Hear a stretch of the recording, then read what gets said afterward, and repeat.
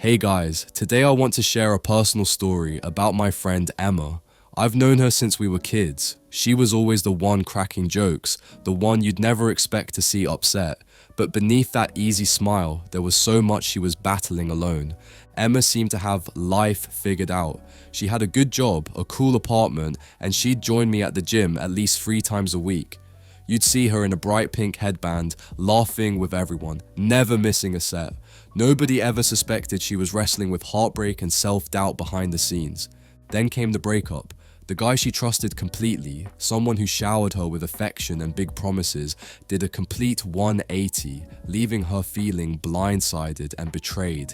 But instead of admitting she was hurt, Emma tried to power through.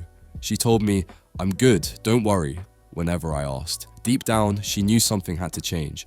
That was her call to adventure, the sign that she needed a new way of handling her pain. At first, she tried to face it alone.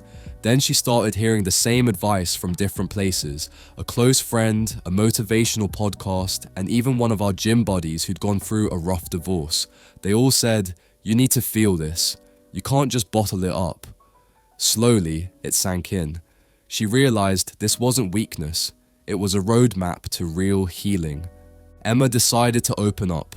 One evening after a workout, she broke down in my car. "I'm so angry and hurt," she admitted, tears running down her face. That was the moment she stepped into unfamiliar territory, allowing herself to be vulnerable, actually sharing what she felt instead of burying it. But letting go wasn't easy. Every time she thought she'd made progress, a random text or memory would bring back all the pain. She struggled with the fear that people might see her as weak or dramatic. At the same time, she felt tempted to numb the pain with social media, random TV binges, anything to avoid the raw heartbreak.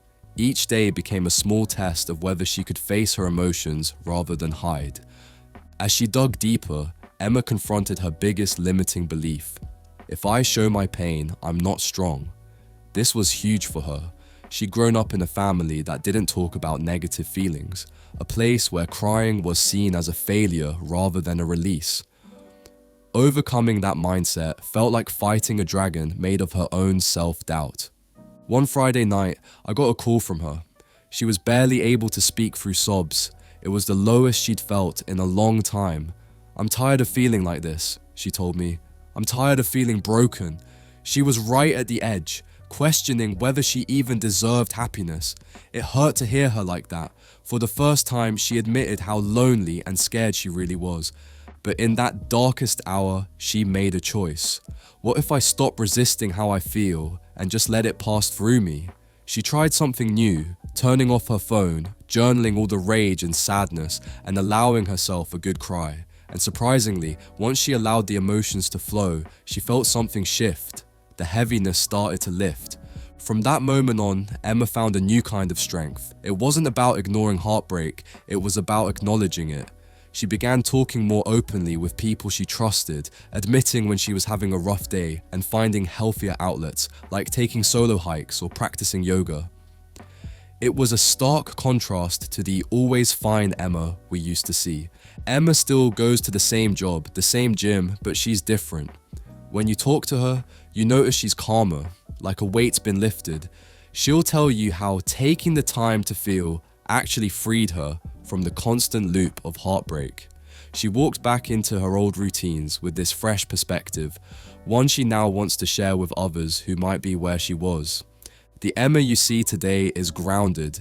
If you catch her after a tough day, she no longer pretends she's fine. She'll say, "Yeah, today was rough," and then she'll deal with it head on. That emotional openness makes her more authentic, more relatable, and stronger in the truest sense of the word. She's still Emma, same bright pink headband, same sense of humor, but now she's living proof that vulnerability and honesty aren't the opposite of strength. They are strength. She's found the balance between being strong and being real, and it shows in the way she carries herself. I wanted to share Emma's story because it's a reminder that sometimes facing our toughest feelings is how we grow into the strongest version of ourselves. If you're going through heartbreak, self-doubt, or any kind of emotional storm, take it from Emma. Letting yourself feel is the key to getting through it. Let me know your thoughts in the comments, and if you've been in a similar situation, share what helped you move forward. Thanks for watching, and remember, true strength lies in the courage to be real.